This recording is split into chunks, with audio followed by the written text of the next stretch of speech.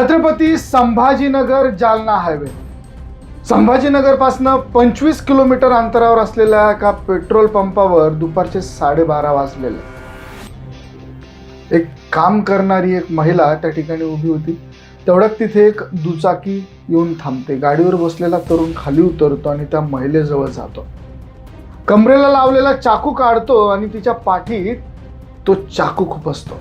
त्यानंतर ती महिला खाली पडते आणि तिच्या गळ्यावरून सहज तो चाकू फिरवून जातो. महिला जागीच खाली पडलेली असते आणि मारेकरी परत त्याच गाडीवर बसून निघून जातो. मंडळी, ही घटना आहे संभाजीनगर मधली आणि ही घटना आणि या घटनेचा CCTV व्हिडिओ हा काही तासातच छत्रपती संभाजीनगरच्या प्रत्येक मोबाईलमध्ये फिरायला लागला. ही घटना का घडली? ते दोघे एकमेकांचे कोण होते? एकमेकांच्या सोबत राहत होते का? कधीपासून राहत होते? या सगळ्या गोष्टींचा खुलासा आपण आजच्या या व्हिडिओमधनं करणार आहोत. एक अप्रतिम अशी एक माहिती तुमच्या समोर आम्ही सादर करतो आहोत. तर मंडळी, संभाजीनगरच्या शेंद्रा MIDC जवळ असलेलं चितेपिंपळगाव 2017 मध्ये याच गावात राहणाऱ्या सुदाम गावंडे याचं लग्न पूजा नावाच्या मुलीसोबत झालं. लग्नाच्या काही वर्षांनी सुदाम आणि पूजाला एक मुलगा आणि एक मुलगी झाले. पण 12 जानेवारी 2023ला घरात काहीतरी कारणावरनं वाद झाला आणि सुदामने गळफास लावून स्वतःला संपवलं. पतीच्या निधनानंतर 2 मुलांची जबाबदारी ही पूजावरती आली. त्यांचं संगोपन करण्यासाठी पूजाने हाताला येईल ते काम केलं. गावात राहून ती तिच्या मुलांचा सांभाळ करत होती. पूजाच्या घराजवळ तिच्या चुलत सासऱ्याचं घर होतं. 32 वर्षीय सत्यम गावंडे हा नात्याने पूजा यांचाच नातेवाईक होता. पूजाच्या पतीच्या निधनानंतर सत्यमचं पूजेसोबत बोलणं वाढलं आणि दोघे एकमेकांना पूजाच्या लग्नांपासूनच ओळखायचे. पण आधी त्यांचा एवढा संपर्क आलेला नव्हता. आता घरी येणं जाणं वाढल्याने दोघांची जवळीक वाढली. पूजाला तो आवडायला लागला. त्याने मनातली गोष्ट पूजासमोर बोलून दाखवली. पूजा त्याच्या प्रेमात पडली. तिने त्याला सत्यमला होकार दिला आणि दोघांचं प्रेम प्रकरण सुरू झालं. आता या दोघांच्या गाठीबिटी वाढल्या. नातेवाईकांना पूजा आणि सत्यमच्या नात्याबद्दल संशय यायला लागला. ही गोष्ट सत्यम आणि पूजाला कळाली. शेवटी दोघांनी एकत्र येण्याचं ठरवलं.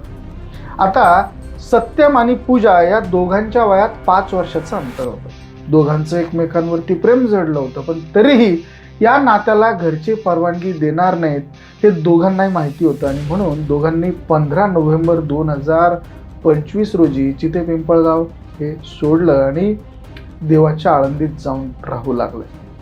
आर्य समाज संस्थेमध्ये गेले. तिथनं दोघं लग्न करूनच परतले. दोघांचा संसार आता सुरळीत सुरू झाला, पण ते फक्त काही काळासाठीच. लग्नाच्या 3च महिन्यात सत्यम आणि पूजा यांच्यामध्ये खटके उडायला लागले. ते रोज एकमेकांसोबत भांडायला लागले. कधी कधी या भांडणात एकमेकांना शिव्या दिल्या जायच्या. कधी कधी दोघांमध्ये हाणामारी देखील व्हायची. पण आता या दररोज होणाऱ्या भांडणाचं कारण जरा वेगळंच होतं. पूजासोबत लग्न केल्यानंतर काही दिवसात सत्यमला दुसरी मुलगी आवडायला लागली होती. त्याला आता त्या नवीन मुलीसोबत लग्न करायचं होतं. दुसऱ्या मुलीसोबत लग्न करण्यासाठी सत्यमला आधी पूजासोबत घटस्फोट घ्यावा लागणार होता. त्याने पूजाकडे घटस्फोटाची मागणी केली. तिचं उत्तर नाही असं आलं. पूजाने मोठ्या अपेक्षेने सत्यमसोबत नवा संसार थाटला होता. सुदामच्या निधनानंतर मुलाचं संगोपन हे तिला करणं गरजेचं होतं. त्यासाठी तिला सत्यम हा सोबत राहणं महत्त्वाचं वाटू लागलं होतं. तिने सत्यमला बऱ्याच वेळा ही गोष्ट समजावून देखील सांगितली होती, पण याचा हट्ट काही कमी होत नव्हता. या रोजच्याच भांडणांनी पूजा कंटाळली होती. तिने गाव सोडलं आणि आपल्या दोन्ही मुलांना घेऊन कुंभेफळला ती राहायला आली. कुंभेफळला गेल्यानंतर ती कामाच्या शोधात होती. तिला संभाजीनगर जालना हा जो हायवे इथल्या इंडियन ऑइलच्या शिवसमर्थ पेट्रोल पंपावरती काम मिळालं. पूजा रोज सकाळी घरची कामं आटपून बरोबर 9:30 वाजता पंपावरती काम करण्यासाठी पोहोचायची. काम व्यवस्थित सुरू होतं, पण या दरम्यान सत्यमने तिला त्रास देणं सोडलेलं नव्हतं. घटस्फोटाचा विचार तिच्या डोक्यातून अजून गेलेला नव्हता. तो अधूनमधून पंपावर येऊन तिला घटस्फोटाबद्दल विचारत राहायचा. पण आठवड्याभरापासून त्यांच्यातला हा वाद प्रचंड मोठा झाला होता, वाढला होता. घटस्फोट दे नाहीतर मी तुला मारून टाकील अशा धमक्या तो पूजाला द्यायचा. घटनेच्या एक दिवस आधी दोघांमध्ये जुन्याच विषयांवरनं फोन बराच काळ सुरू झाला. भांडणं झाली. सत्यमने पूजाला परत जीवे मारण्याची धमकी या ठिकाणी दिली. दुसरं लग्न करण्यासाठी मध्ये आडवी येणारी, अडचण ठरणारी पूजा ही त्याला आता नको होती आणि पूजाला त्याने कायमचं संपवण्याचा निर्णय घेतला. त्याला पूजाच्या डेली रुटीनबद्दल सगळं माहिती होतं आणि त्याचाच प्रॉपर अभ्यास करून त्याने तिची फिल्डिंग सेट केली. 9 एप्रिलच्या सकाळी पूजाने नेहमीप्रमाणे लवकर उठून घरची सगळी कामं आटपली. ती बरोबर 9:30 वाजता पंपावर कामासाठी आली. सत्यम तिच्यावरती नजर ठेवूनच होता. त्याने 10 वाजता आपली गाडी पूजा काम करते त्या पंपावरती नेली. सत्यमला तेव्हाच पूजाचा गेम करायचा होता, पण पंपावर गाड्यांची खूप सारी गर्दी होती. तो तिथून निघून गेला. त्यानंतर 1-2 वेळा तो परत आला, पण गाड्यांची रेलचेल ही मोठी होती कारण हा रस्ता प्रचंड रहदारीचा आहे. तो परत मागे फिरला. नंतर दुपारी ऊन वाढल्यानंतर 12:30 वाजता जरा गर्दी कमी झाली. सत्यम पुन्हा पंपाजवळ आला. त्याला पंप रिकामा दिसला, मोकळा दिसला. सत्यमने त्याची दुचाकी आत टाकली आणि पूजा उभा असलेल्या मशीनजवळ जाऊन त्याने ती गाडी उभी केली. सत्यमला तिनं पाहिलं होतं. त्याला आपल्याकडे येताना पाहून ती दूर दूर जात होती, पण सत्यम लगेच धावत तिच्या जवळ गेला. त्याने कमरेत खोचून आणलेला धारदार चाकू डाव्या हाताने बाहेर काढला.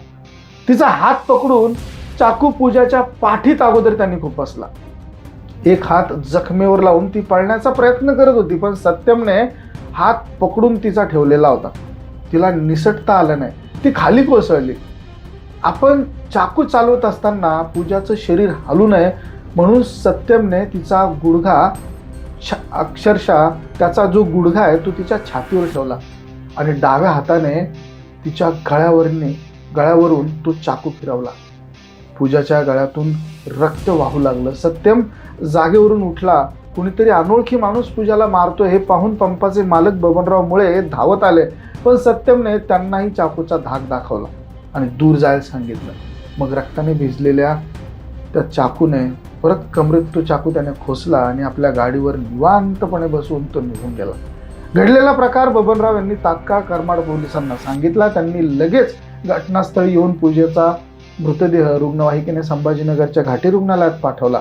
पोलिसांना कळालं की सत्यम पिंपरी राजा मार्गे कचनेर गावाकडे पळाला. करमाड पोलिसांच्या एका पथकाने त्याचा पाठलाग सुरू केला. घटनेच्या काही तासातच कचनेर शिवारात त्याला ताब्यात घेण्यात आलं आणि अशा पद्धतीनं ह्या दुर्दैवी खुनाची घटना ही समोर आली. मंडळी, घटनेची माहिती मिळाली असता पूजाची जवळची मैत्रीण छाया हिने ती पंपावर येताच मोठमोठ्याने रडायला लागले. तिने माध्यमांना सांगितलं की पूजाने 3 महिन्यांपूर्वीच करमाड पोलीस स्टेशनला सत्यमच्या विरोधामध्ये तक्रार दिली होती आणि 7 एप्रिलला सत्यमच्या धमक्यांमुळे ही पूजा प्रचंड घाबरलेली होती. करमाड पोलीस स्टेशनला तेव्हा ती गेली, पण सकाळी 5 वाजल्यापासून रात्री 9 वाजेपर्यंत वाट पाहूनही पोलिसांनी तिची तक्रार घेतली नव्हती. जर त्या दिवशीच पोलिसांनी सत्यमवर कारवाई केली असती तर आज ही पूजा जिवंत असती, असं छाया या तिच्या मैत्रिणीचं म्हणणं आहे. घाटी हॉस्पिटलमध्ये डॉक्टरांनी पूजाला मृत घोषित केलं, तर सत्यम सध्या पोलिसांच्या ताब्यात आहे. पण दिवसाढवळ्या झालेल्या या हत्येने शहर मात्र पूर्ण हादरून गेला.